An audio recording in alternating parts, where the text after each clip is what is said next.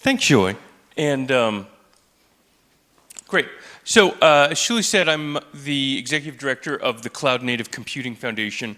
We started just about 4 years ago and have had pretty spectacular growth through that period.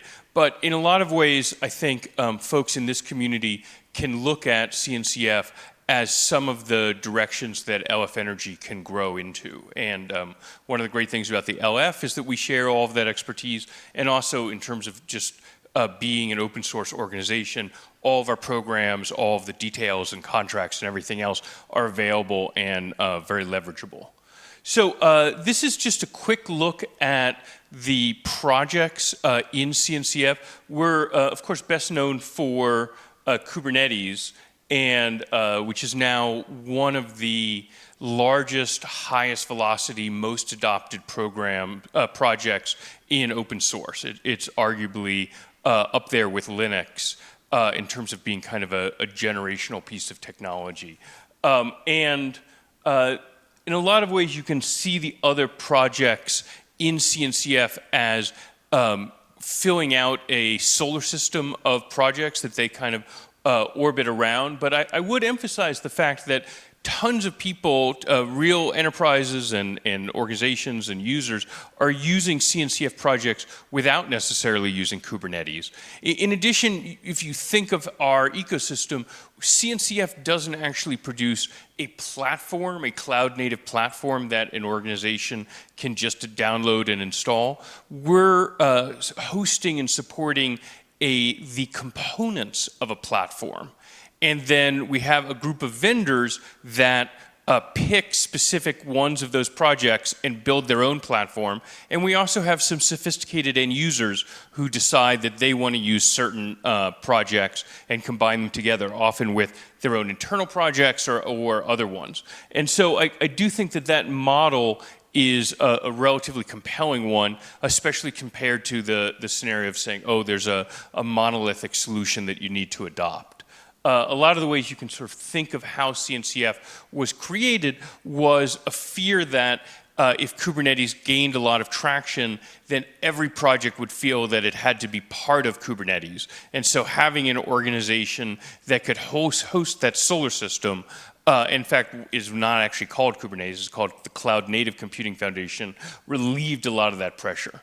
You can see the 18 platinum members, 2 more coming, that we'll be announcing in 2 weeks at San Diego, where somewhat unusually we've been able to just pull together the entire cloud industry, enterprise software company, hundreds of startups, and really have everyone focused on the same sets of underlying technologies.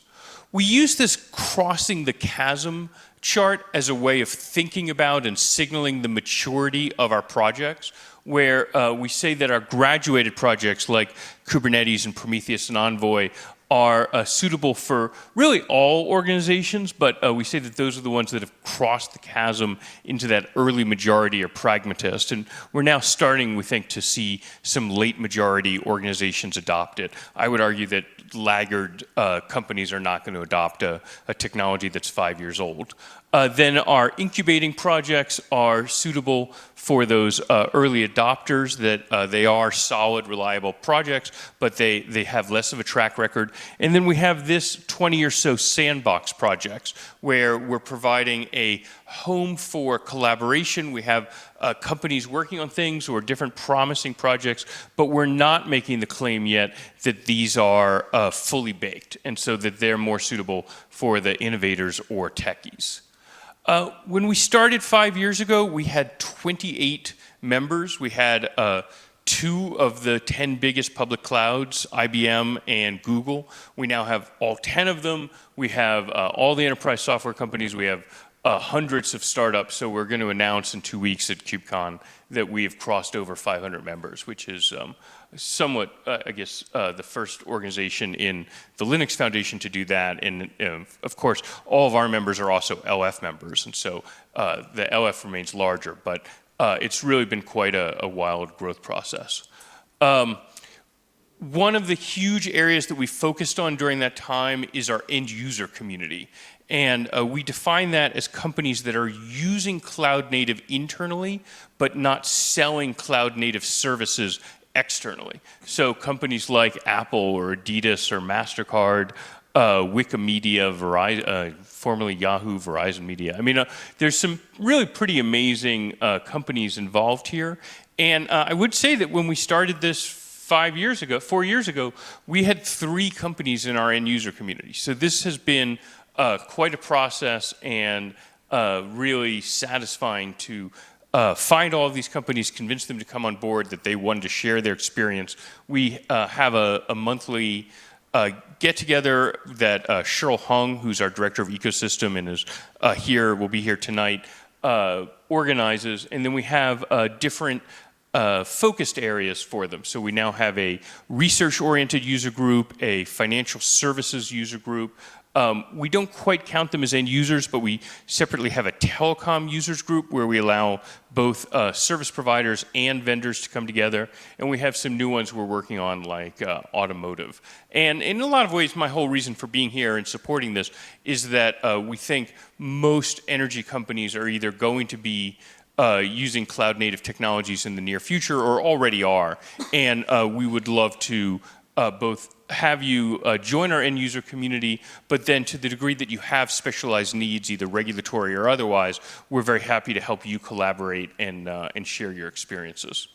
This is just a look back where when we got started with that blue line in the bottom left corner, it was kind of very easy to say, oh, you know, Kubernetes finds out of Google, but is it going to really gain traction? And there's all of these other options out there. And it has been a pretty amazing ride and relatively steady growth, except that you can note between Christmas and New Year's, everybody likes to take off. So a few programs that LF Energy may want to replicate over time. Probably the single most important program that we've rolled out is Certified Kubernetes.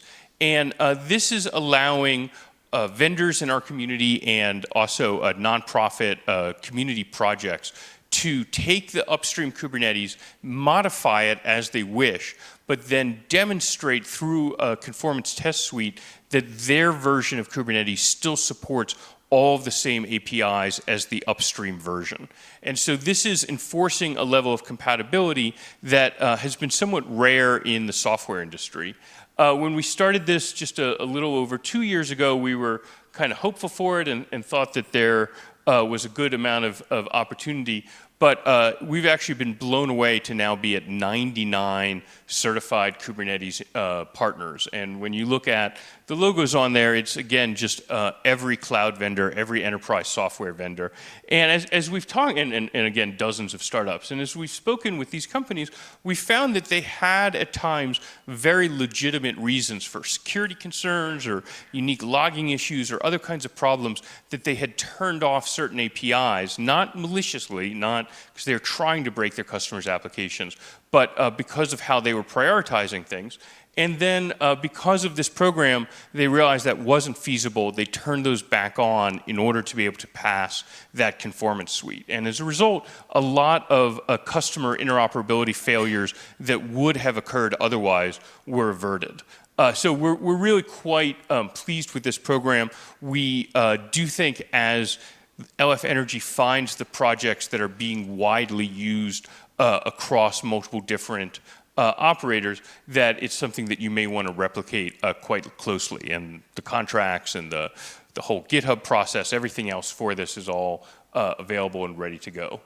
Another area where we've invested a ton and seen a lot of growth is on training and certification. And so the Linux Foundation has an internal training team that's really quite solid. We've put together both a free course that's available on edX, has had 88,000 people take it, a paid course for $300 that prepares you for our certification exam, and then the exam itself, the Certified Kubernetes Administrator, rather than being a multiple choice test, it gives you 3 hours, and over the course of that time, you spin up 7 different clusters. And you have to install Kubernetes on one and configure it on a different one, and then debug some problems on the others. And it is a genuinely challenging, stressful test that we have gotten great feedback on, that it really legitimately tests your skill set, your familiarity with it. I will throw out that it is my aspiration for in 2020 to pass that exam. I have not yet been able to devote the time to do so.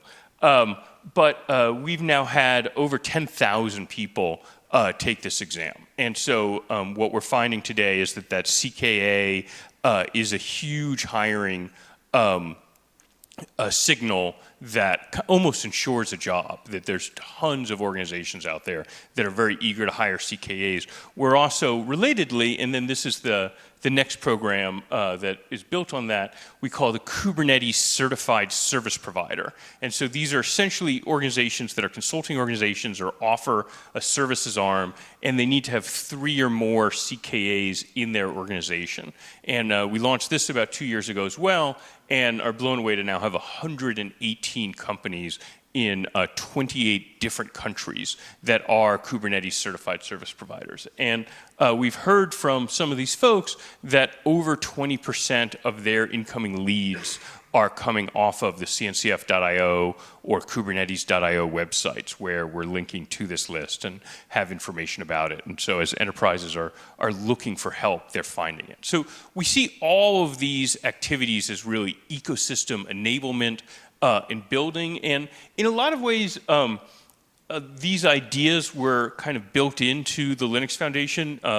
We've been investing in training and certification for well more than 5 years, 8 or 10 or so.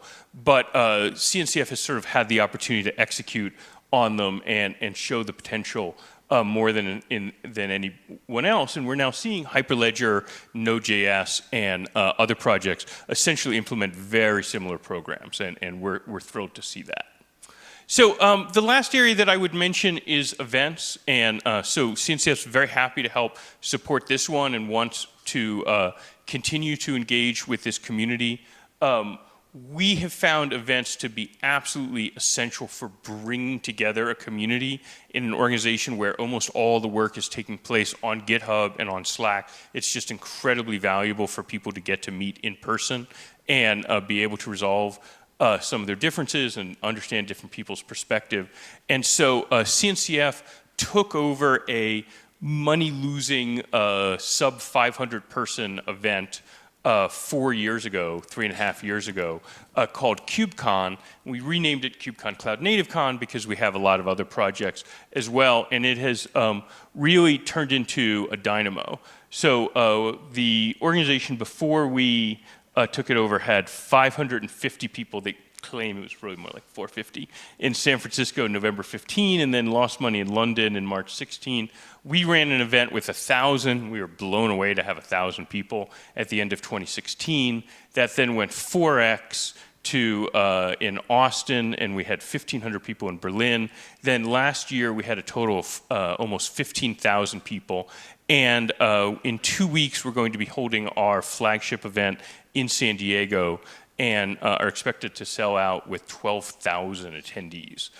Plus the event we've added in China, had 2,500 last year, 3,500 this year, and the event we had in Barcelona was 7,700. So in total, that's 23,000 folks across those 3 flagship events, which makes it now the largest open source developer conference ever.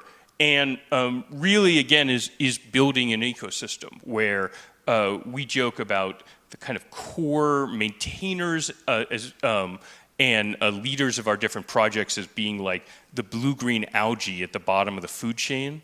And then there's all of these developers from the end user organizations who want to come and interact with those folks. And then there's all of these vendors who want to come and share their products with those other developers. And I had a maintainer get upset with that analogy and saying, oh, you're saying that we're being consumed? And I said, more like your knowledge that's being consumed and maybe shared in that. But this has been a really fantastic process, and it's now also throwing out real cash, which we're able to invest back into the project. So do things like a $250,000 security audit of Kubernetes that we just completed and announced a couple months ago, or a new $88,000 Jepson test for etcd of showing the reliability of the distributed database. And of course, investing that money back into the projects then makes them more robust and hopefully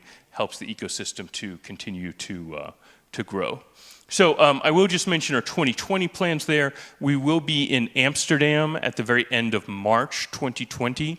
And if your organizations are using cloud native or investigating it, this is really the best opportunity to drink from a fire hose and get to learn all about that. We're going to be in China for KubeCon, Cloud Native Con, Open Source Summit, combining those together at the end of July, and expecting 4,500. And then we'll be in Boston in November 2020.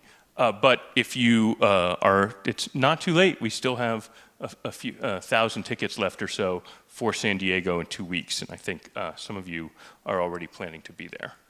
So I would just finish up by, well, actually there's one more slide here that I did just want to signal. It was a conversation that I was having at breakfast this morning about what you want to see when your projects are succeeding. So the chart at the top, this is based on an open source project that CNCF has developed that's now being widely used across multiple different Linux Foundation initiatives called DevStats. It downloads millions of repos, all the information for it from GitHub, throws out 99% of the data, and then analyzes the remainder part. And the top is showing Google's contributions to Kubernetes over the last 5 years. And what you can see is that it stayed almost exactly constant, that they were and remain the largest contributor. They're putting a huge amount of work into it. But what's interesting is then the bottom chart is showing those contributions as a percentage of the whole. And there you can see that it's diminishing down. It was originally 60% and is now closer to 25%. And that's because all of these other organizations have gotten involved. Google has really done a great job about allowing other organizations to take leadership roles and become active in it. And this is really the aspiration for all CNCF projects, all LF projects, that we want them to be supported by multiple different organizations, that is really one of the key ideas behind sustainability. So raise your hand if you've ever seen this eye chart, the cloud native landscape, before. Okay, so this is relatively small. This has been described as useful, overwhelming, and the hellscape. And it is trying to chart all of the open source projects and closed source products in the cloud native ecosystem. At the very top, you can see the URL l.cncf.io. And we actually have a fully interactive version of this that provides a lot of useful data. And we'll have printouts for this tomorrow if you're able to stay. But I do want to point out that it actually started much simpler. This was the version we launched with in November 2016. There's something like 60 logos on here then. There's something like 700 on this, but there's actually a page 2 and a page 3 that we're up to about 1,200 different projects and products and companies, including all 500 of the CNCF. If you look at the right side, you can see the serverless landscape, and then at the bottom right is the member landscape. And again, you can go online, l.cncf.io, and see all of those. But I am pleased to announce, just as a contribution to LF Energy. Oh, and I will also mention, this is the trail map, and it's been quite helpful, again, as a marketing document to say that that other page is totally overwhelming. It is actually quite useful as you're investigating this, and you do want to figure out, say, for key servers, key management, what are your options? Well, there's 12 of them, and we do keep track of them all there. But this is a look at the CNCF graduated and incubating projects and a recommended order for how to think about them. We've gotten pretty good feedback on this one. But I'm pleased to contribute this to LF Energy, which is the LF Energy interactive landscape. And so here's a static version of it, but similarly, if you look at the top, you can see the URL, and it's if you could just switch to the browser for me, please. l.lfenergy.io. Perfect. I can do it from here. Oh, no, I'll just do a new tab. Oh, that's the problem then.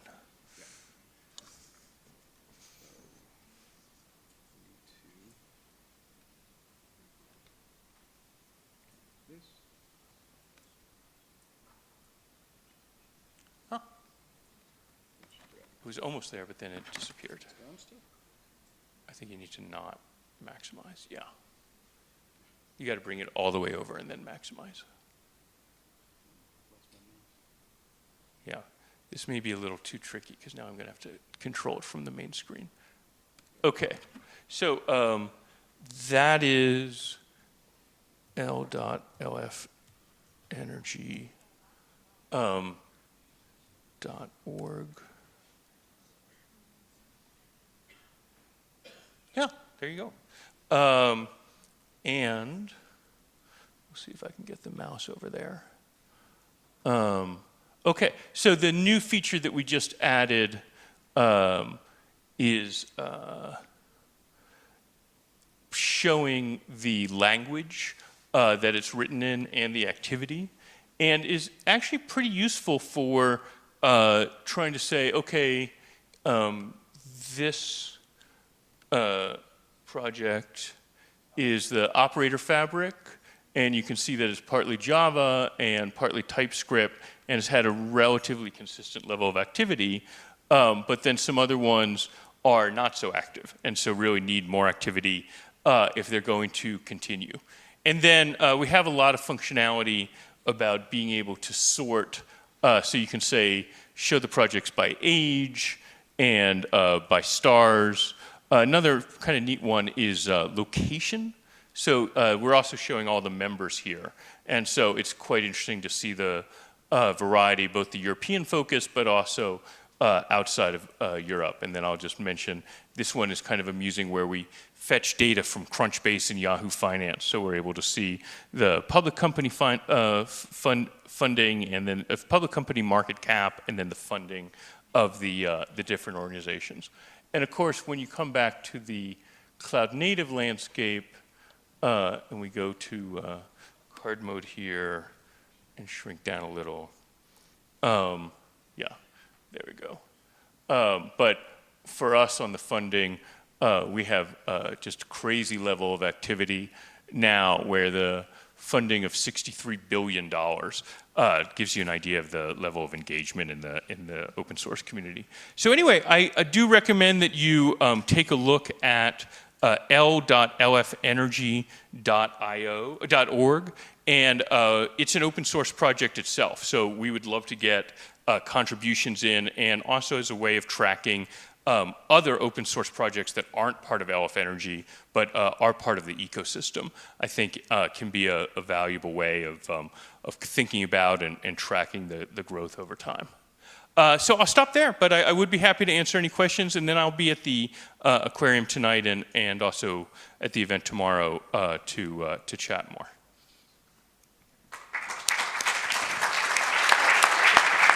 Thank you very much, Dan.